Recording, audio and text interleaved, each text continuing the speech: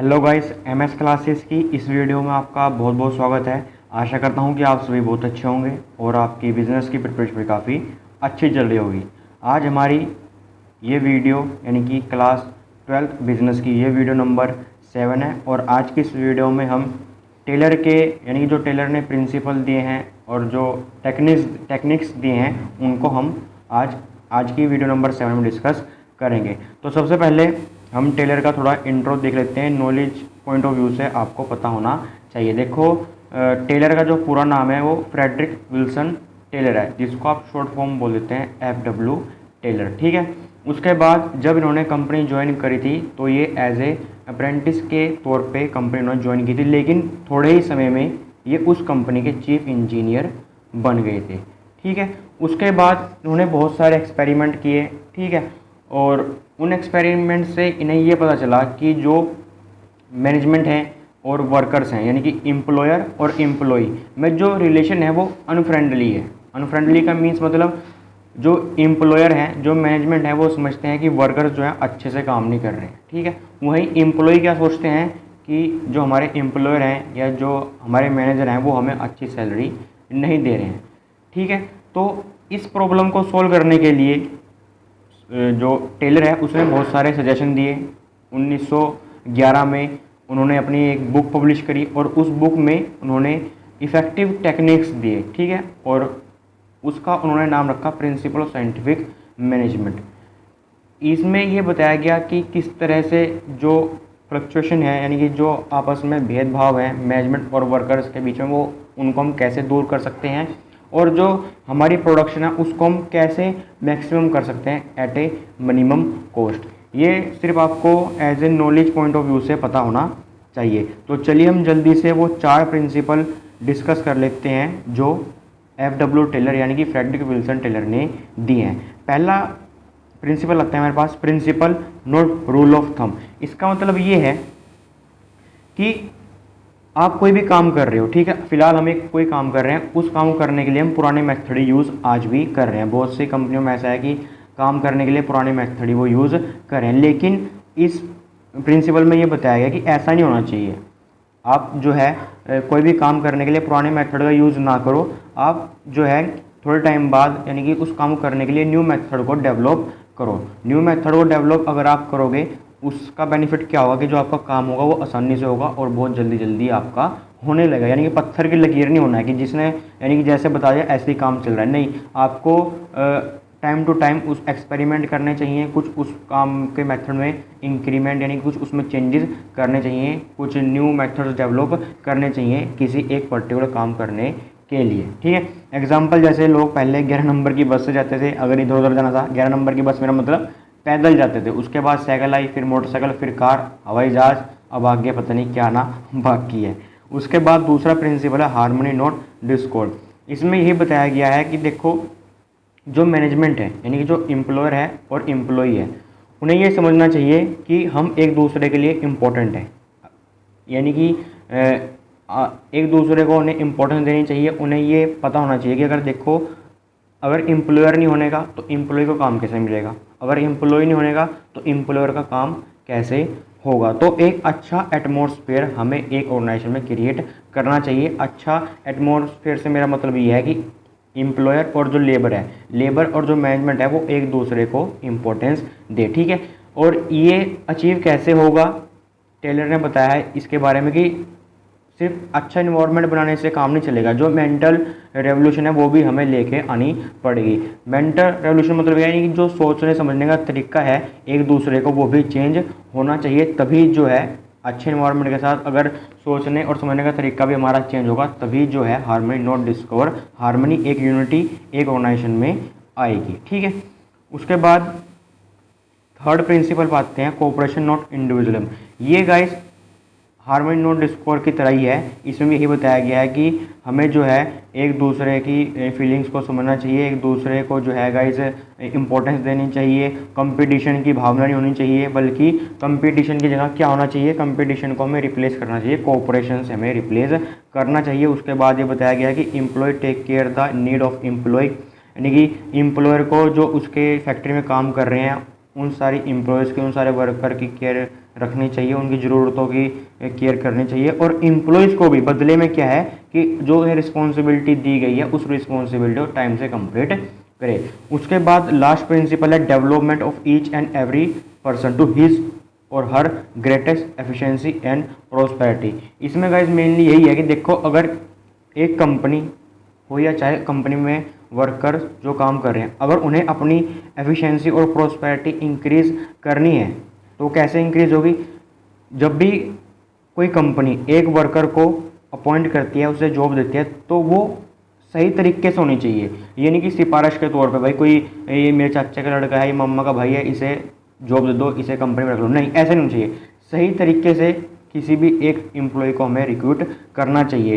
वो important step क्या है, वो सही डिसीजन क्या है कि जब हम एक रिक्रूट करते हैं हमें सही निर्णय कौन कौन से लेने चाहिए। पहला निर्णय ये है कि जब भी हम किसी पर्सन को सिलेक्ट करें तो हमें एक वहाँ पे साइंटिफिक सिलेक्शन होना चाहिए। उसके बाद जब हम उन्हें काम देंगे, हम उन्हें उनकी फिजिकल और इंटेलेक्चुअल कैपेसिटी के हिसाब से हमें उन्हें काम देना चाहिए। उसके बाद हमें उन्हें टाइम टू टाइम ट्रेनिंग भी देनी चाहिए, जिससे कि वो न्यू टेक्निक्स, न्यू मेथड्स को समझ सके और न्यू टेक्निक्स जो है वो डेवलप कर सके। तभी एक कंपनी प्लस कंपनी में काम करने वाले वर्करों की जो एफिशिएंसी है और जो प्रोस्पेरिटी है वो इंक्रीज होगी। तो लीजिए गाइस, हमने चारों प्रिंसिपल डिस्कस कर लिए हैं जो एफ.डब्ल्यू. टेलर ने दिए थे। तो चलिए हम जल्दी से टेक्निक्स भी देख लेते हैं, टेक्निक्स ऑफ साइंटिफिक मैनेजमेंट जो एफ.डब्ल्यू. टेलर ने दी हैं। तो लीजिए गाइस, ये आपके सामने आ चुकी हैं techniques of scientific management. Mainly जो है गाइस, इसमें 8 तरह की टेक्निक्स एफ.डब्ल्यू. टेलर ने दे रखी हैं।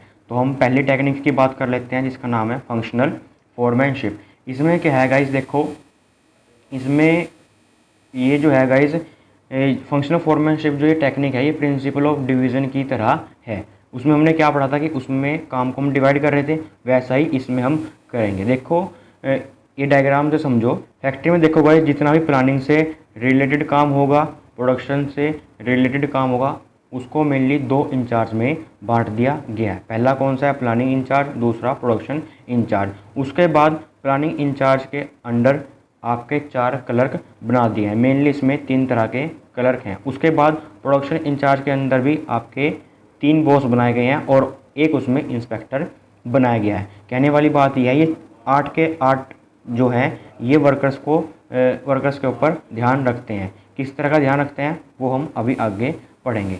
तो चलिए, जो प्लानिंग इंचार्ज के अंदर क्लर्क आते हैं वो यानी वर्कर्स में क्या देखते हैं, किन बातों का ध्यान रखते हैं, वो हम देख लेते हैं। पहला आता है रूटीन क्लर्क। रूटीन क्लर्क का क्या काम है? वो ये देखता है कि सीक्वेंस में काम हो रहा है या नहीं हो रहा है। सीक्वेंस का मतलब ये है कि स्टेप 1, स्टेप 2, स्टेप 3 इस तरह से वहाँ पे काम हो रहा है या नहीं हो रहा है। प्लस रूटीन ऑफ प्रोडक्शन, यानी कि ऐसा तो नहीं है कि वहाँ पे कभी दो दिन काम हो रहा है, 4 दिन काम बंद, यानी कि रूटीन में काम वहाँ पे हो रहा है या नहीं हो रहा है। ये किसकी ड्यूटी है? ये रूटीन क्लर्क की ड्यूटी है कि वर्कर्स के बीच में देखे कि वहाँ पे सीक्वेंस में काम हो रहा है या नहीं हो रहा है, रूटीन ऑफ प्रोडक्शन वहाँ पे हो रही है या नहीं हो रही है। उसके बाद हम बात करते हैं इंस्ट्रक्शन कार्ड क्लर्क की। देखो इसकी क्या रिस्पॉन्सिबिलिटी है? इसकी मेनली रिस्पॉन्सिबिलिटी ये है कि ये इंस्ट्रक्शन वगैरह देता है किसको? वर्कर्स को, और वर्कर्स के लिए इंस्ट्रक्शन वगैरह भी बनाता है। उसके बाद हम बात कर लेते हैं टाइम एंड कॉस्ट क्लर्क की। देखो टाइम एंड कॉस्ट क्लर्क की मेनली यही ड्यूटी है कि जो जॉब दी गई है या जो कोई काम दिया गया है वो टाइम से कंप्लीट हो रहा है या नहीं हो रहा है। ठीक है, ये सिर्फ ये देखता है कि वर्कर उस काम को टाइमली कंप्लीट कर रहे हैं या नहीं कर रहे हैं, या बातें वगैरह ज़्यादा कर रहे हैं। उसके बाद आता है डिसिप्लिनरी मेनली ये है कि वो देखता है कि वर्कर्स के बीच में, यानी कि एक ऑर्गेनाइजेशन में जहाँ पे वर्कर्स काम कर रहे हैं उनके बीच में डिसिप्लिन है या नहीं है। साथ के साथ अगर कोई रूल एंड रेगुलेशन बनते हैं तो उनको भी इन्फोर्स करने का जो ड्यूटी है वो इसी की रहेगी। क्लियर है? उसके बाद हम बात कर लेते हैं प्रोडक्शन इंचार्ज की। देखो प्रोडक्शन इंचार्ज में 3 बॉस हैं और एक इंस्पेक्टर है, और ये भी चारों के चारों वर्कर्स के ऊपर ध्यान रखते हैं। किस बात का ध्यान रखते हैं वो हम देख लेते हैं। सबसे पहले हम गैंग बॉस की बात करें तो गैंग बॉस की क्या रिस्पॉन्सिबिलिटी है कि जितनी भी फैक्ट्री के अंदर मशीनरी हैं वो तैयार होनी चाहिए ऑपरेशन के लिए, यानी काम करने के लिए वो तैयार होनी चाहिए। अगर कोई मशीनरी तैयार नहीं है या किसी मशीनरी की कमी है तो वो गैंग बॉस की रिस्पॉन्सिबिलिटी है कि वो एक न्यू मशीनरी फैक्ट्री में इंस्टॉल करें। दूसरा आता है स्पीड बॉस। स्पीड बॉस की ये रिस्पॉन्सिबिलिटी है कि जो काम है वो जो है कंप्लीट होना चाहिए टाइमली। ये ऐसा नहीं कि 4 दिन का काम आप 8 दिन में कर रहे हो। 4 दिन का कोई काम है तो 4 दिन में ही वो कंप्लीट होना चाहिए। अगर 4 दिन के अंदर वर्कर कंप्लीट नहीं कर रहे हैं तो उसको कंप्लीट कराने की ड्यूटी किसकी है? स्पीड बॉस की। उसके बाद हम बात कर लेते हैं रिपेयर बॉस की। रिपेयर बॉस का क्या काम होगा? देखो, ये फैक्ट्री वगैरह में देखेगा कि जितनी भी मशीनरी हैं, अगर किसी मशीनरी जो है, कोई मशीनरी काम करने के लिए रेडी नहीं है, उसमें कोई कमी है, वो ख़राब हो चुकी है, तो उसको रिपेयर करके रेडी करना, ऑपरेशन करने के लिए, काम करने के लिए, तो वो किसकी ड्यूटी है? रिपेयर बॉस की वो ड्यूटी है। लास्ट हम बात करते हैं इंस्पेक्टर की। ये इंस्पेक्टर का क्या काम होगा? क्या काम होगा? जैसा कि इसकी एक लाइन ही लिखी हुई है, inspector check quality of work, कि जो काम हुआ है वो क्वालिटी से हुआ है या नहीं हुआ है। तो ये किसकी ड्यूटी है? इंस्पेक्टर की ड्यूटी है। अगर अच्छे से काम नहीं हुआ तो दोबारा से इंस्पेक्टर काम करा सकता है। क्लियर है? तो लीजिए गाइस, हमने पहली टेक्निक जो FW टेलर ने दी थी वो हमने डिस्कस कर लिया, जिसका नाम था फंक्शनल फोरमैनशिप। और गाइस, आपको एक बात इंपॉर्टेंट मैं बता दूं, ये डायग्राम अच्छे से पढ़ लेना, इसकी अच्छे से प्रैक्टिस कर लेना। अगर एग्ज़ाम में केस स्टडी में आपके पास ये पहली टेक्निक आती है फंक्शनल फोरमैनशिप, जो आपसे अधिकतर पूछी जाती है, तो आपको उस केस स्टडी में ये डायग्राम बनाना ज़रूरी होगा। तो चलिए अब हम चलते हैं अपनी दूसरी टेक्निक की ओर। दूसरी टेक्निक गाइस हमारे पास आती है standardization and simplification of work. Standardization का मतलब ये है कि आपकी फैक्ट्री में अगर कोई भी काम हो रहा है तो उसका एक स्टैंडर्ड होना चाहिए कि हम इस स्टैंडर्ड पे काम कर रहे हैं, स्टैंडर्ड ए पे काम कर रहे हैं, स्टैंडर्ड बी पे या स्टैंडर्ड सी पे, यानी कुछ स्टैंडर्ड होना चाहिए आपके काम का। अगर कोई बिजनेस में एक्टिविटी हो रही है तो उसका भी कोई ना कोई एक स्टैंडर्ड होना चाहिए कि हम इस स्टैंडर्ड पे काम करेंगे। दूसरा आता है सिंप्लीफिकेशन।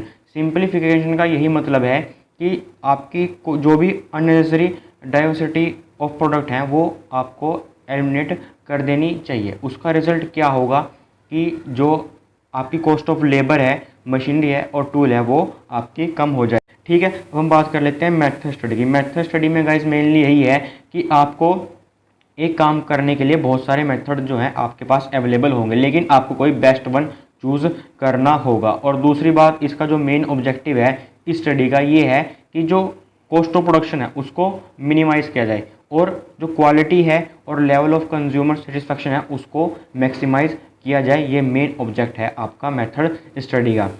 फोर्थ टेक्निक की हम बात करते हैं। फोर्थ टेक्निक आपके पास आती है मोशन स्टडी। मोशन स्टडी में क्या है गाइज कि एक फैक्ट्री में मशीनरी और वर्कर वहाँ पे जो भी काम कर रहे हैं उनकी परफॉर्मेंस को चेक किया जाता है। ठीक है, और जितने भी अननेसेसरी परफॉर्मेंस है उनको एलिमिनेट कर दिया जाता है। ठीक है, इसका मेन ऑब्जेक्टिव यही है कि जो भी अननेसेसरी मोशन हो रहे हैं या जो अननेसेसरी एक्टिविटी हो रही है उनको एलिमिनेट कर। चलिए गाइस, अब हम चलते हैं अपनी पांचवी टेक्निक की और। पांचवी टेक्निक आपके पास आती है टाइम स्टडी। टाइम स्टडी में क्या है गाइस कि इसमें ये हम डिटरमाइन करते हैं कि किसी भी काम को कंप्लीट करने के लिए कितना टाइम चाहिए। ठीक है, मेन पॉइंट इसमें यह है कि आप इसमें क्या यूज़ करते हो? हम स्टॉप वॉच का यूज़ करते हैं ये देखने के लिए कि किसी भी काम को करने के लिए आपको कितना टाइम लग रहा है। उसके बाद इसका मेन ऑब्जेक्टिव ये है कि आप इसमें डिटरमाइन करते हैं कि आपको कितने नंबर ऑफ वर्कर चाहिए। मान लो अगर आपको एक काम को कंप्लीट करने के लिए 5 वर्कर चाहिए लेकिन मिल रहे हैं आपको 2 वर्कर, 3 वर्कर, तो क्या आपका काम टाइमली कंप्लीट हो जाएगा? नहीं। अगर आपको एक काम को कंप्लीट करने के लिए 5 वर्कर चाहिए तो आपको 5 वर्कर ही मिलने चाहिए, तभी जो है आपका काम टाइमली कंप्लीट होगा। उसके बाद हम 6 टेक्निक की बात करते हैं। 6 टेक्निक हमारे पास आती है फैटिग स्टडी। फैटिग स्टडी में मेनली यही है कि सारा दिन वर्कर्स को काम नहीं कराना चाहिए, काम के बीच में उन्हें रेस्ट भी हमें देना चाहिए। रेस्ट क्यों जरूरी है? क्योंकि रेस्ट जो है वर्कर को एक तरह से रिफ़्रेश कर देता है और वो दोबारा फिर काम पे आते हैं अपनी फुल कैपेसिटी के साथ। और जो मेन ऑब्जेक्टिव है इस स्टडी का वो यही है कि जो वर्कर का एफिशिएंसी लेवल है वो इंक्रीज़ हो जाए। इंक्रीज़ कैसे होगा? अगर उन्हें काम के बीच में रेस्ट मिलेगा। अगर उन्हें रेस्ट नहीं मिलता है तो इसका खामियाजा कंपनी को भुगतना पड़ेगा। किस तरह से? वो अच्छे से काम नहीं करने के, एक्सीडेंट होने के चांस हैं और साथ के साथ जो रिलेशनशिप है एम्प्लॉय का और यानी कि मैनेजमेंट का और वर्कर का वो भी ख़राब हो सकता है। तो चलिए गाइस अपने 7 टेक्निक की ओर आते हैं। सॉरी गाइस, यहाँ पे 5 नहीं, यहाँ पे 7 आएगा। इसमें क्या है guys? Differential piece wage system, यानी गाइस इस सिस्टम के अकॉर्डिंग जो वेज हम देते हैं, वेजेस देते हैं एम्प्लॉय को, वो डिफरेंट होनी चाहिए। यानी कि जो अच्छा काम करेगा उसे अच्छी वेजेस देनी चाहिए, जो अच्छा काम नहीं करेगा उसे हमें कम सैलरी देनी चाहिए as compare to efficient worker. यानी कि दो वेजेस रेट हमें यूज़ करने चाहिए। पहला क्या है, हायर फॉर एफिशिएंट वर्कर, दूसरा लोअर फॉर इनएफिशिएंट वर्कर। और मेनली गाइस ये जो सिस्टम है, जो इनएफिशिएंट वर्कर यानी जो अच्छे से काम नहीं कर रहे हैं, उन्हें ये मोटिवेट करता है। मोटिवेट कैसे करता है कि अगर आप अच्छा काम करोगे तो आपको अच्छी सैलरी, अच्छी वेजेस आपको मिलेंगी। उसके बाद आता है हमारे पास लास्ट टेक्निक, हमारे पास आती है मेंटल रेवोल्यूशन। मेंटल रेवोल्यूशन को हम पहले भी पीछे पढ़ चुके हैं। कहाँ पे बताओ मुझे? Harmony not Discord, second principle of scientific management, उसमें हमने पढ़ा था। नहीं याद है तो मैं आपको एक बार फिर समझा देता हूँ। देखो, इस मेंटल रेवोल्यूशन का मतलब यही है कि हमें जो है अपना सोचने का, समझने का जो तरीका है वो बदलना होगा, अपना एटीट्यूड चेंज करना होगा। जो मैनेजमेंट का एटीट्यूड है, जो वर्कर का एटीट्यूड है, एक दूसरे को लेकर उसे चेंज करना होगा। उन्हें ये देखना होगा कि अगर वर्कर नहीं होंगे तो फैक्ट्री का काम नहीं होगा, ठीक है। और एम्प्लॉय को ये देखना चाहिए कि अगर कंपनी नहीं होगी, अगर मैनेजर नहीं होंगे तो हमें काम कैसे मिलेगा। तो एक दूसरे के बीच में कंपटीशन ही होना चाहिए। कंपटीशन को आपको कोऑपरेशन में कन्वर्ट करना होगा। उसके बाद जो वर्कर काम कर रहे हैं फैक्ट्री में, तो ये मैनेजमेंट की ड्यूटी है कि वो उन्हें एक अच्छा इन्वायरमेंट दे काम करने के लिए। साथ के साथ वर्कर की भी क्या ड्यूटी बनती है कि वो अपना काम फुल डिवोशन के साथ करे और अपने मैनेजर के साथ वो लॉयल रहे। तो लीजिए गाइस, आज की इस वीडियो में हमने टेक्निक भी आपके साथ डिस्कस कर लिया है, प्रिंसिपल ऑफ साइंटिफिक मैनेजमेंट भी हमने आपके साथ डिस्कस कर लिया है। अगर आज की इस वीडियो में अगर आपकी कोई भी क्वेरी है तो आप मेरे से नीचे कमेंट बॉक्स में पूछ सकते हैं। मैं जल्द से जल्द आपकी क्वेरी को सोल्व करने की कोशिश करूंगा। तो चलिए गाइस, आज की वीडियो को बस हम यहीं पे एंड करते हैं। You guys amazing, thank you for watching our video. I am Sagar Dogra, signing off.